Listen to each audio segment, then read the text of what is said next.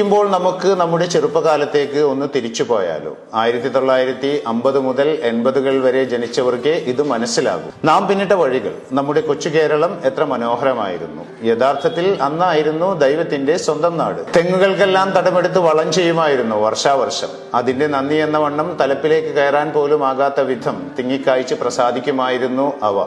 മാസാമാസമുള്ള വിളവെടുപ്പ്. കിട്ടിയ തേങ്ങയിൽ വീട്ടാവശ്യത്തിനുള്ളത് എടുത്ത് ബാക്കി ഉണക്കി കൊപ്രയാക്കി ആട്ടിയ വെളിച്ചെണ്ണ കൊണ്ടുവരുമ്പോൾ ആ പ്രദേശം മുഴുവൻ അറിയുമായിരുന്നു നാളികേര സുഗന്ധം. തൊഴുത്തിലെപ്പോഴും ഒരു പശുവിനെങ്കിലും കറവ ഉണ്ടാകുമായിരുന്നു. പാലും മോരും തൈരും വെണ്ണയും നെയ്യും അടുക്കളയിൽ എപ്പോഴും നിറഞ്ഞു നിൽക്കുമായിരുന്നു. നെല്ലും പയറും മുതിരയും ഉഴുന്നും ഊഴം പോലെ മുറ്റത്ത് കിടന്ന് ഉണങ്ങുമായിരുന്നു. പുരയിടങ്ങളിൽ അമ്മ നടുന്ന പച്ചക്കറിക്ക് വെള്ളമൊഴിക്കാനായി ഓടി നടക്കുന്ന അച്ഛൻ. ചെറിയ മൺപാത്രങ്ങളിൽ വെള്ളം തൂക്കി നിരനിരയായി ഞങ്ങൾ കുട്ടികൾ ചീരയെയും കൈപ്പയെയും വെണ്ടയെയും നനച്ചിരുന്നു. ഇടക്കൊക്കെ മൂക്കാത്ത വെള്ളരിയും വെണ്ടയും പൊട്ടിച്ചു വായിലാക്കിയിരിക്കും. വൈകുന്നേരം ഒരു പ്രധാന ജോലിയുണ്ട്. തലേന്ന് കത്തിച്ചു വെച്ച കരി പിടിച്ച കറുത്ത മണ്ണെണ്ണ വിളക്ക് തുടച്ചു മിനുക്കി വെക്കണം. അത് കഴിഞ്ഞ് കിണറ്റിൻ കരയിൽ ചെന്ന് വെള്ളമെടുത്ത് ലൈഫ് ബോയ് സോപ്പും ചകിരിയും ഉപയോഗിച്ചുള്ള കുളി. പിന്നെ ക്യൂട്ടിക്യൂറ പൗഡറിന്റെ സുഗന്ധം.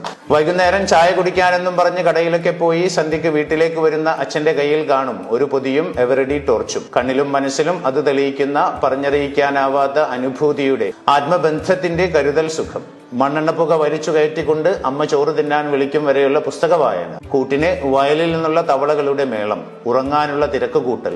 കാലത്തെണീറ്റാൽ ഉടനെ ഉണക്കയിലകൾ കൂട്ടിയിട്ട് കത്തിച്ച് വട്ടം കൂടിയിരുന്ന് തീക്കായൽ. ആ സമയത്ത് മഞ്ഞ് വീണ് നിറഞ്ഞ വൈക്കോൽ കൂനയിൽ നിന്നും വെളുത്ത പുക ഉയരുന്നുണ്ടാകും. കുളിയും ചായകുടിയും കഴിഞ്ഞ് 9 മണി എന്ന കണക്കിൽ പുസ്തകക്കെട്ടിന് ഇലാസ്റ്റിക്കും വലിച്ചിട്ട് ബട്ടൺ പൊട്ടിയ ട്രൗസറും പിടിച്ച് ഒറ്റ ഓട്ടം സ്കൂളിലേക്ക്.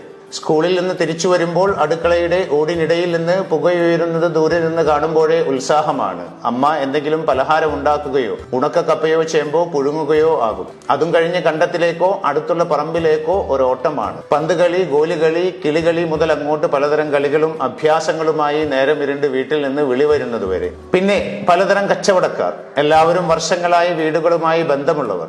ഓട്ടുപാത്രങ്ങൾ തലയിലേറ്റ് കൊണ്ടുവരുന്ന ആളുകൾ. വിഷു ആകുമ്പോഴേക്കും മൺപാത്രങ്ങൾ വലിയ കൊട്ടകളിൽ കൊണ്ടു നടന്ന് വിറ്റ് പകരം നെല്ലോ പയറോ വാങ്ങിപ്പോകുന്ന സ്ത്രീകൾ. തഴപ്പായ നെയ്ത് വർഷാവർഷം പറയാതെ തന്നെ വീട്ടിൽ കൊണ്ടു തന്നിരുന്ന അമ്മൂമ്മ. കുട്ടനിറയെ കുപ്പിവളകളും കൺമഷിയും മറ്റുമായി വന്നിരുന്ന വളക്കച്ചവടക്കാർ. കല്ല് കൊത്താനുണ്ടോ എന്ന് വിളിച്ചു കൊണ്ടുവന്നിരുന്ന കല്ലുകൊത്തികൾ. പിന്നെയുമുണ്ട് ഒരുപാട് പേർ. പാത്രക്കച്ചവടക്കാർ, തുണി അലക്കുന്നവർ, തലക്കുഴിയാൻ മൺപ്രതിമയുമായി വരുന്നവർ, അങ്ങനെ ഒരുപാട് പേർ. അവരൊക്കെ ഒരു കാലത്ത് ആ സംസ്കൃതിയുടെ ഓരോ ഭാഗങ്ങളായിരുന്നു. അന്നെല്ലാം ആർക്കും ആരെയും സംശയമോ അകൽച്ചയോ ഭയമോ ഉണ്ടായിരുന്നതായി കണ്ടിട്ടില്ല. വീടുകൾക്ക് മതിലുകളില്ലായിരുന്നു. ആളുകൾ എല്ലാ പറമ്പുകളിലൂടെയും വീട്ടുവളപ്പുകളിലൂടെയും യഥേഷ്ടം വഴി നടന്നിരുന്നു. എല്ലാം എല്ലാവരുടെയും സ്വന്തമാണെന്ന് തോന്നലുണ്ടായിരുന്നു. അരിയായാലും തേയിലയായാലും ചുറ്റുമുള്ള വീടുകളിൽ എവിടെയെങ്കിലും ഉണ്ടായാൽ മതിയായിരുന്നു. എല്ലാവർക്കും അതിൽ അവകാശമുണ്ടായിരുന്നു. വീട്ടിലെ കറിക്ക് രുചിയില്ലെങ്കിൽ പാത്രവും എടുത്ത് അയൽപക്കത്തേക്ക് ഒറ്റയോട്ടമായിരുന്നു. എവിടുന്നും എപ്പോഴും ഭക്ഷണമോ വെള്ളമോ കിട്ടുമായിരുന്നു. പ്രത്യേകിച്ച് എന്തെങ്കിലും പാകം ചെയ്താൽ ഓരോ ഓഹരി അയൽ വീടുകളിലും എത്തിയിരുന്നു. കുരുത്തക്കേട് കണ്ടാൽ മുതിർന്നവർക്കും അധ്യാപകർക്കും ശാസിക്കാൻ ആരുടെ മക്കളാണെന്ന് നോക്കേണ്ട ആവശ്യമില്ലായിരുന്നു. മക്കൾ എല്ലാവരുടെയും മക്കളായിരുന്നു. നമ്മുടെ വീട്ടിൽ ആരെങ്കിലും ആശുപത്രിയിൽ അഡ്മിറ്റ് ആയാൽ ആരോടും ഒന്നും പറയണ്ട. അയൽപക്കത്തുള്ളവർ പൊടിയേരി കഞ്ഞിയും ചമ്മന്തിയും തോരനുമായി നീളമുള്ള അടുക്കുപാത്രവുമായി വരും. എന്നിട്ട് കൂട്ടിനിരിക്കുന്നവരെ വീട്ടിലേക്ക് വിടും, കുളിച്ച് വസ്ത്രം മാറി വരാൻ. അടുത്ത വർഷം വരെ മനസ്സിൽ തങ്ങി നിൽക്കാൻ പാകത്തിൽ കൊല്ലത്തിൽ 1-2 പ്രാവശ്യം മാത്രം ലഭിച്ചിരുന്ന മാസ്മരിക ഗന്ധം തീർത്ത് മനസ്സിലും ശരീരത്തിലും കുടിയേറിയിരുന്ന കോടിയുടുപ്പുകൾ.